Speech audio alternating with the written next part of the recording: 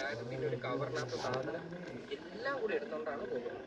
ഒരു കണക്കിനാലോചിച്ചില്ല. കമന്റിന്റെ ബേസിലാണ്. കമന്റ് ഇതാണ്: സത്യമാണ്, സംഭവം നടന്നിട്ട് ഇപ്പോൾ 2 ദിവസമായി. അവൾ പന്തളം പൂഴിക്കോട് സ്വദേശിയായിട്ടുള്ള ബസ് ഡ്രൈവർ അനൂപ് എന്ന ആളുടെ കൂടെ ആണ് പോയത്.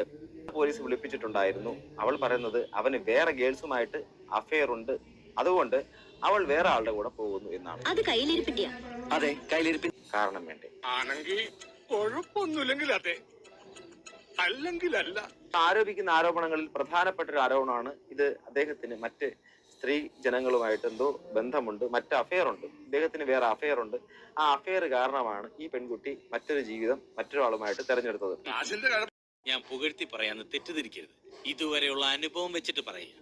ഈ വക കൂതറ കളി കളിക്കാൻ നിനക്കല്ലാതെ മറ്റാർക്കും സാധിക്കില്ല. ഇത് തമ്മിൽ പെൺകുട്ടികളെ